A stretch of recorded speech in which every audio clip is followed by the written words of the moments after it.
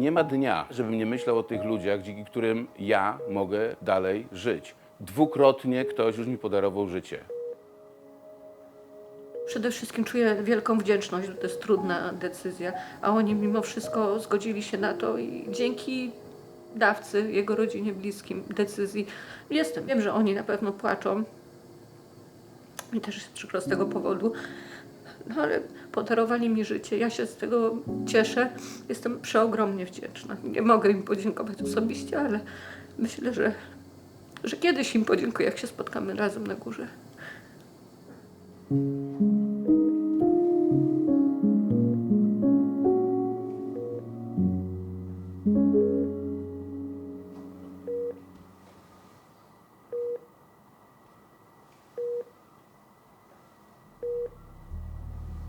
Bodajże przed 15 laty jeden z lekarzy został posądzony o handel narządami. Bardzo, bardzo złym echem się to odbiło w całej Polsce. No, bardzo spadła liczba pobrań. A co za tym idzie, spadła też liczba uratowanych ludzi dzięki przeszczepom. Pan Roman, ja Roman. A, no tak. A co Jak to żona na to miło. powie po prostu? Moja żona cię uwielbia, więc wszystko będzie dobrze. Cudownie. Słuchajcie, jak wrócić w te miejsca, gdzie chcą, żebyś wracał. Dzień dobry, panie Romanie, No zapraszam do cześć. przyjęcia. Ale najpierw się Witam. uściskaj. Witam. Chodź. Idę. Co będziemy robić? Kuć? To co znaczy? O Jezu! Zapraszam.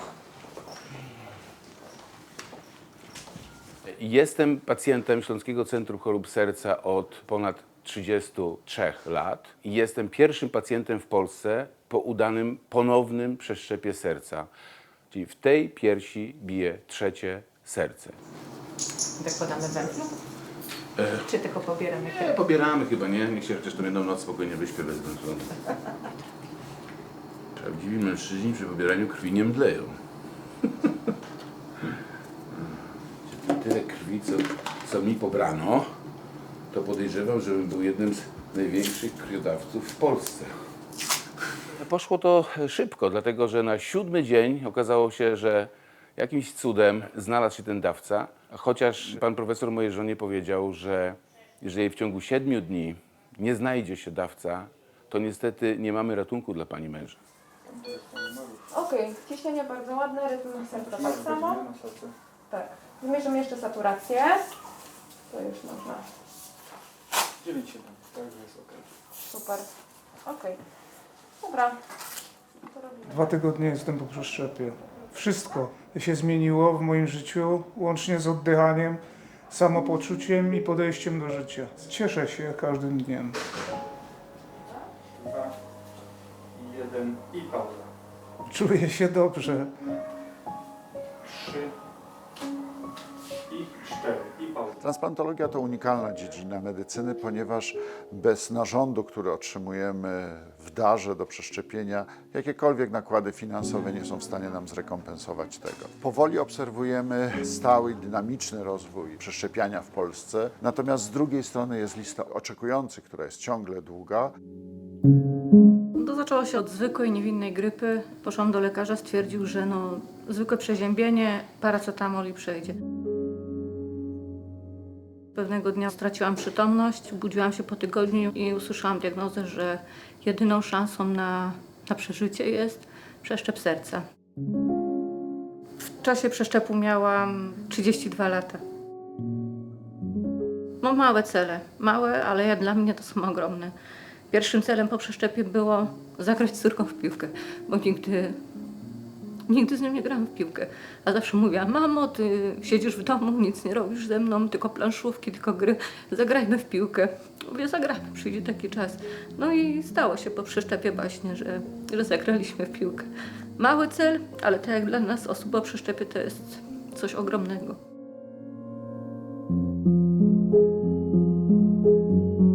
Bardzo się przyjaźniłem z Marianem Zembalą i bardzo mu się podobał taki mój sposób takiego intuicyjnego fotografowania, ale przede wszystkim emocji w mojej fotografii.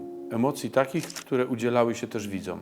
I on też pomyślał, że bardzo chciałby, żebym pofotografował Śląskie Centrum Chorób Serca właśnie w taki sposób, w sposób emocjonalny, żeby pokazać ludziom na zewnątrz, co się tu dzieje. No to niech pan opowiada teraz, ile pan już po przeszczepie jest? 24,5 roku po pierwszym przeszczepie i 7,5 roku po drugim przeszczepie. Jestem po retransplantacji serca. Jak miałem 21 lat, stwierdzono u mnie wadę serca. No ale tak żyłem do 48 roku życia, aż już to serce siadło całkiem. No i miałem ten przeszczep serca. Nie? A i potem przyszedł kryzys, no bo ono już było i tak trochę jakby nie ten, ale nie było innego serca. I po 17 latach dostałem szansę na drugi przeszczep serca. Wie pan, ja dopiero od 2 tygodni tutaj leżę. Czekam na serce w tej chwili. Jak to będzie, jestem cały w strachu. No ja też byłem w strachu. Nawet jak miałem mieć ten drugi przeszczep, to się tak nie bałem już jak przy pierwszym przeszczepie, bo już wiedziałem, co mnie czeka. Tak. Jak się dostało tą szansę, to trzeba ją wykorzystać.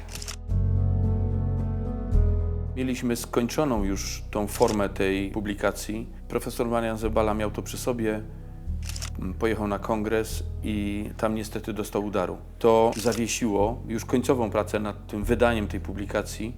No i później życie się potoczyło tak, jak się potoczyło. No, odebrał sobie życie i to już w ogóle nie było napędu do tego, żeby ta forma książki i wystawy ujrzała światło dzienne. Po kilku latach dostałem propozycję zrobienia swojej wystawy. Pomyślałem sobie, że mógłbym to pokazać.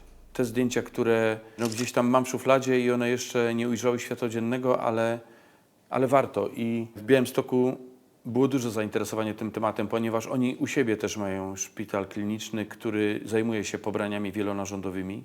I tu w Zabrzu okazuje się, wielu pacjentów jest ratowanych organami, które są stamtąd przywożone.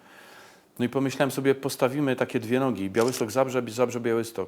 Trzeba było stworzyć nową publikację z nową warstwą narracyjną i nowymi zdjęciami też. Zdjęciami z Białegostoku. I w tym momencie na szczęście pojawił się Zbigniew Rokita, który zgodził się napisać tekst. Życia nigdy dość.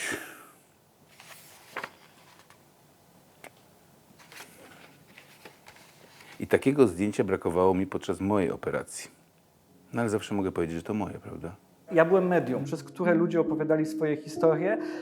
Czasem nie opowiadali, czasem tylko widzieliśmy. Byliśmy na przykład na pobraniu z samego rana o 6 rano w Białymstoku w szpitalu klinicznym, kiedy kobieta, która zmarła kilka dni wcześniej, ale jeszcze sztucznie pewne funkcje życiowe muszą być wówczas podtrzymywane, więc jej klatka się unosiła, została otworzona i organy zostały pobrane, zweryfikowana została ich użyteczność. Więc to też jest dla mnie nowe doświadczenie, tak? Bycia tak blisko śmierci. O tym właśnie chcieliśmy opowiedzieć z różnych perspektyw.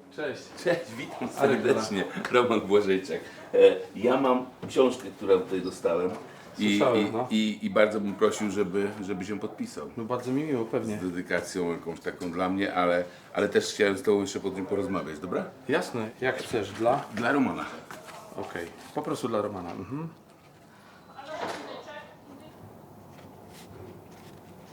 Ja też jestem prezesem takiej fundacji Trzy Serca imieniem profesora Mariana Zembali. Naprawdę? Świetnie. Tak.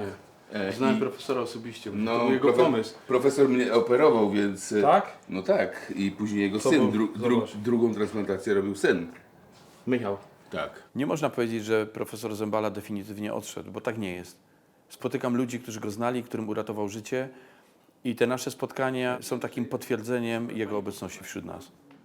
Jestem pierwszym pacjentem w Polsce, który przeżył retransplantację serca. A to wiesz co, to przy okazji możemy na ty. Jasne, Roman. Świetnie, siadaj Roman, zrobię ci zdjęcie.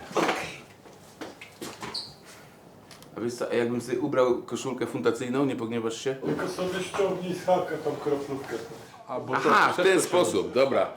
To czy dobrze tylko na chwilę. Takich numerów to jeszcze żeśmy nie robili, no ale dobra. Kroplówkę wyżej. Moment. Trzymasz? Tak. No proszę. I tego nie będziemy oczywiście pokazywać, wiadomo.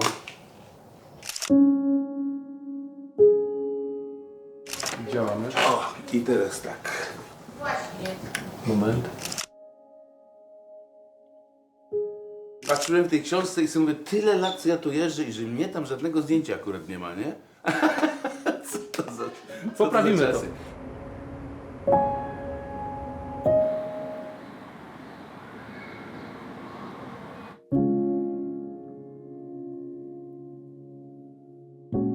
Punktem kulminacyjnym tej naszej pracy było wydanie książki, ale też pokazanie wystawy fotografii z tych dwóch ośrodków, białostockiego i zabrzańskiego. Premierę i książka, i wystawa miała w Białymstoku, ale ta druga noga śląska stanęła w Katowicach. Galeria Katowice Miasto Ogrodów i tam ze Zbyszkiem otwarliśmy wystawę Życia nigdy dość, odsłona druga Śląska. Kasia, chodź do nas, kuratorka wystawy, no chodź! Kuratorka wystawy, no chodź tu do środka, chodź tu.